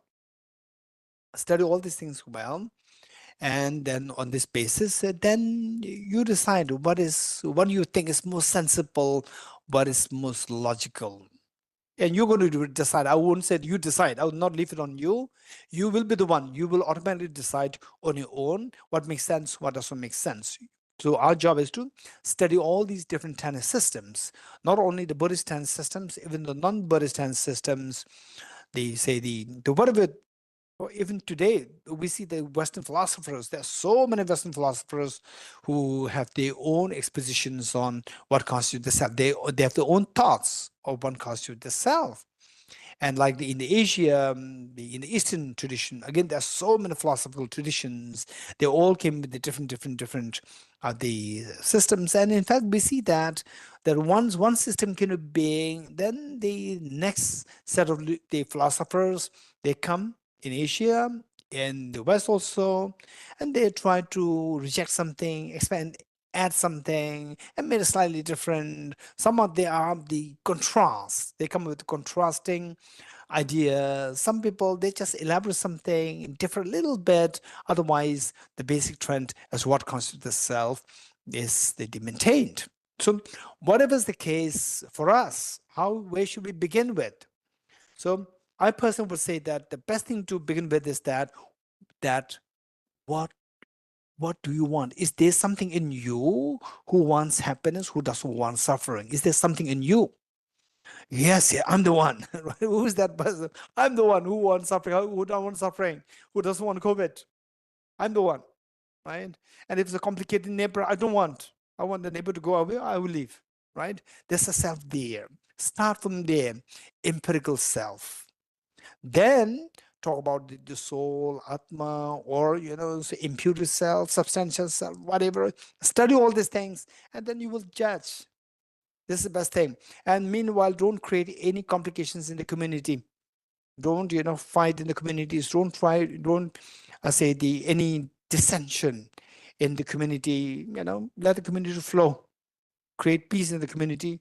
Don't create any, oh, your system is wrong, mine one is best. No need to. Just study all these things and embrace universal compassion for everybody, that people are suffering because of the ignorance. And those people have, if you think that others are ignorant, why should you be antagonistic to that person? Why not embrace with compassion? Like the mother seeing the child sick, you are a sick person, you are bringing difficulty to us. Instead of that, embrace the child with love and affection. So this is best. So what constitutes the self? This is a huge question. So all these 10 systems, Vaibhashika, Sautrantika, Chittamatra, Madhyamaka, and then even non-Buddhist 10 systems, the different Western philosophers, Eastern philosophers, what they have to say, maintain an open mind and see, and if possible, try to learn all this thoroughly. Don't just be half-baked, half-baked cake. Make sure that you learn thorough with each of the and don't think that, oh, thorough, it will take long time. No, don't worry. For example, for somebody to come up with a new idea, that is very difficult. But to learn the already existing idea is not that so much difficult. For example, at the time of Albert Einstein, it is said that there were only 3 physicists who understood the relativity theory. And today, how many people, young ones, even the just in the late teenager or early 20s, there are many physicists who understand what Albert Einstein taught. Because it's not that they are the progenitors or say they are the initial, say, the creator of these concepts, or the ones who discovered it the first time. To discover a new concept is difficult, but to follow that is not that difficult. So for us, and particularly if you study the tennis systems as presented by the Narendra masters, which are extremely refinedly the logical, if you study them, then you read the other traditions, it's very easy. You can understand them very easily. And then to which you want to show more affinity, that's entirely your business. It's nobody else's business. Your business. A final point is that let's not forget about this point. The philosophy is not for the sake of the philosophy. Philosophy is for the sake of your happiness.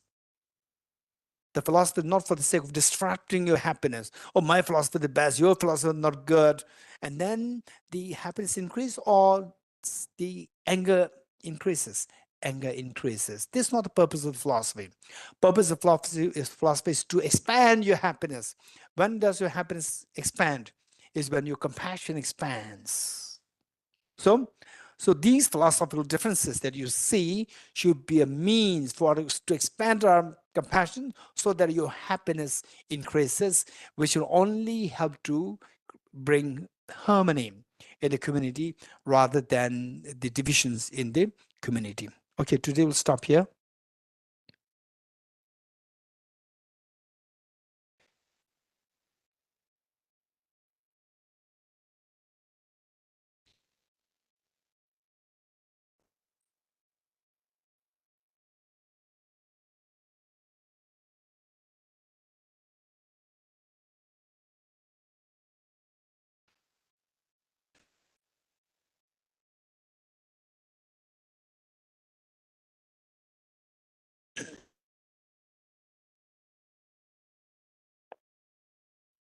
Thank you, Venerable Krishna.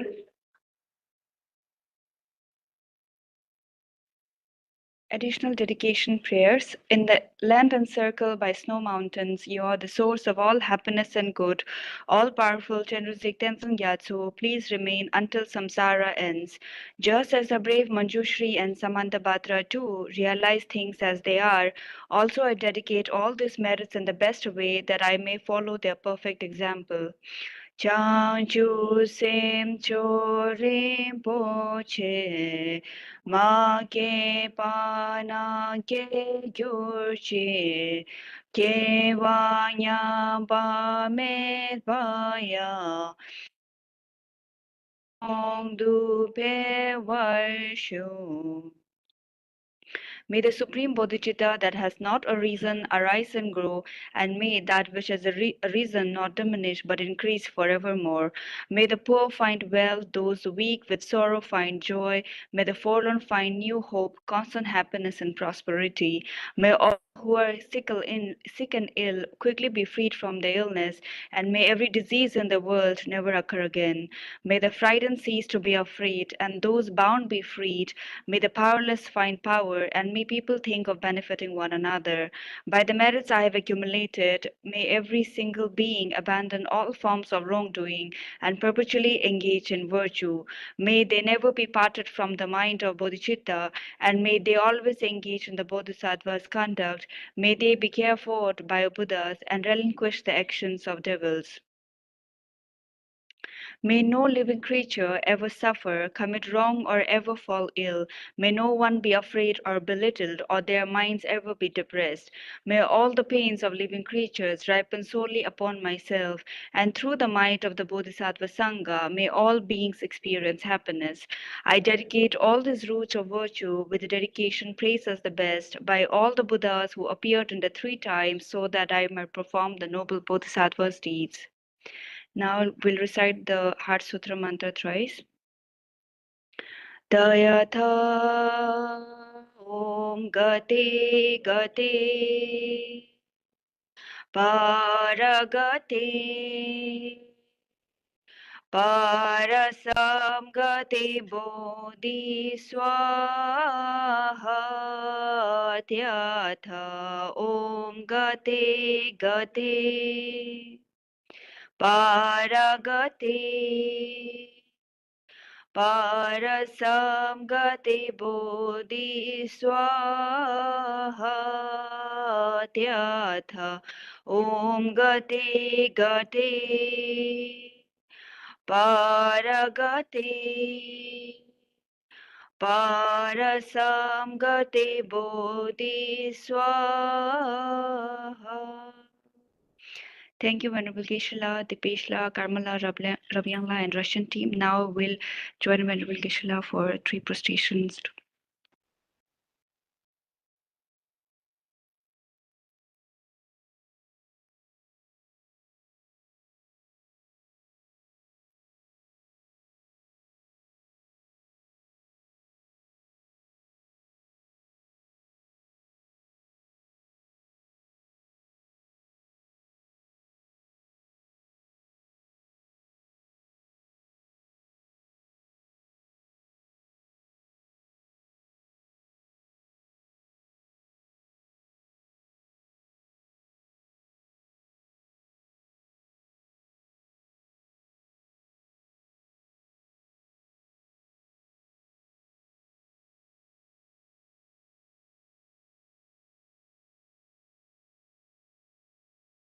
Thank you, Geshe-la. Thank you, House. Thank you, everyone.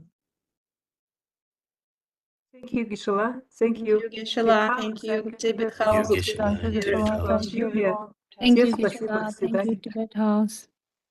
Thank you, everyone. Thank you, Geshe-la. Thank you, everyone. Everybody.